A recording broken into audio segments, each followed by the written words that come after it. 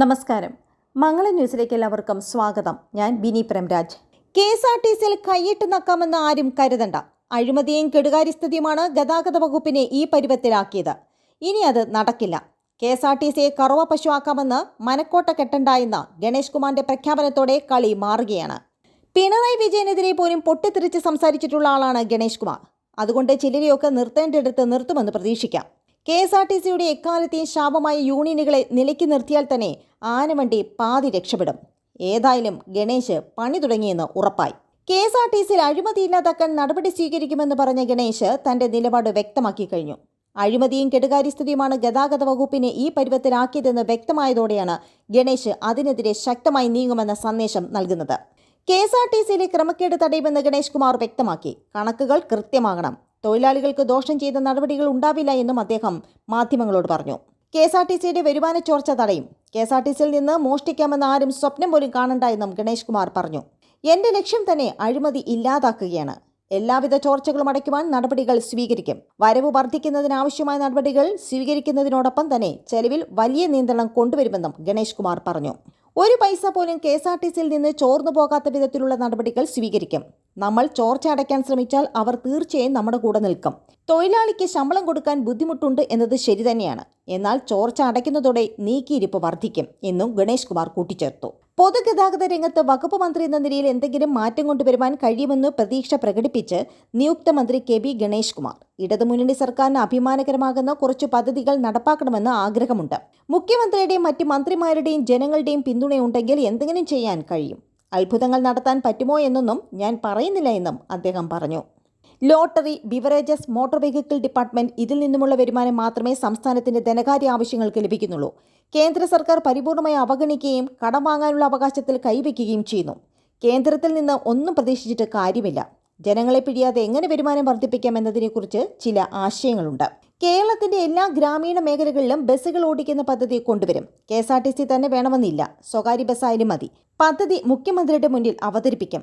അദ്ദേഹം അത് അംഗീകരിച്ചാൽ ഇന്ത്യയിൽ തന്നെ ഒരു ചരിത്രമാക്കിയത് മാറ്റുമെന്നും അദ്ദേഹം പ്രതീക്ഷ പ്രകടിപ്പിച്ചു. കഷ്ടപ്പെട്ടുണ്ടാക്കുന്ന പണം ഒരു തരത്തിലും ദൂർത്തടിക്കപ്പെടുന്നില്ല എന്ന് ജീവനക്കാരെ ബോധ്യപ്പെടുത്തിയാൽ അവർ സഹകരിക്കുമെന്നാണ് വിശ്വാസം. ശുദ്ധജലത്തിൽ കുറച്ച് അഴുക്ക് വെള്ളം ഒഴിച്ചാൽ മതിയല്ലോ എല്ലാം കൂടെ ചീത്തയാക്കാൻ.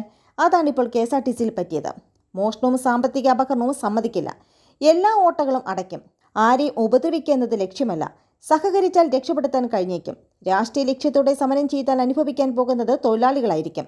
ആന്റണി രാജുവിന്റെ കാലത്തെ പരിഷ്കരണങ്ങൾ വെട്ടിക്കുറയ്ക്കില്ലെന്നും അതിന്റെ തുടർച്ചയാണ് ഉണ്ടാവുകയെന്നും അദ്ദേഹം വ്യക്തമാക്കി.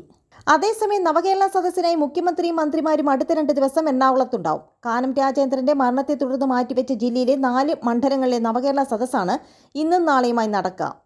പുതിയതായി ചുമതലയേറ്റ മന്ത്രിമാരും അവസാന 4 മണ്ഡലങ്ങളിലെത്തും. 136 മണ്ഡലങ്ങൾ പൂർത്തിയാക്കിയ നവകേരള സദസ്സാണ് ഇന്നും നാളെയും എറണാകുളത്തെത്തുക. രക്ഷാപ്രവർത്തകരുടെ വഴിനീളെയുള്ള പഞ്ഞിക്കിടൽ, കരിങ്കൊടി, ഷുവേർ, മുഖ്യമന്ത്രി അംഗരക്ഷകനടക്കമെതിരായ കേസ്, ആഴ്ചകൾ നീണ്ട നവകേരള സദസ്സിന്റെ അലയൊലികൾ അവസാനിപ്പിക്കും മുമ്പാണ് മന്ത്രിപ്പട കൊച്ചിയിലേക്ക് വരുന്നത്.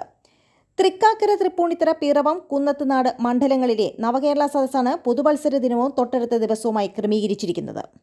മുഖ്യമന്ത്രിയും സംഘവും കൊച്ചിയിലേക്ക് വരുമ്പോൾ നവകേരള സദസ്സിനൊപ്പം ഉണ്ടായിരുന്ന ആന്റണി രാജുവും അഹമ്മദ് ദേവർകോവിലും ഇല്ല. ഗണേഷ് കുമാറും കടന്നപ്പള്ളി രാമചന്ദ്രനും മന്ത്രിമാരായതോടെ ഇരുവരും അവസാന 4 മണ്ഡലങ്ങളിലെത്തും. പഴയതുപോലെ പൗരപ്രമുഖരുമായുള്ള കൂടിക്കാഴ്ചയും ഇത്തവണയില്ല. വാർത്താസമ്മേളനം പരമാവധി ഒഴിവാക്കാൻ നോക്കുന്നുണ്ട്. ഇന്ന് വൈകിട്ട് 3-ന് തൃക്കാക്കരയിലും വൈകിട്ട് 5-ന് പിറവത്തുമാണ് ആദ്യ ദിനം. ചൊവ്വാഴ്ച തൃപ്പൂണിത്തറയിലും കുന്നത്തുനാടും എത്തുന്നതോടെ 140 മണ്ഡലങ്ങളും പൂർത്തിയാകും.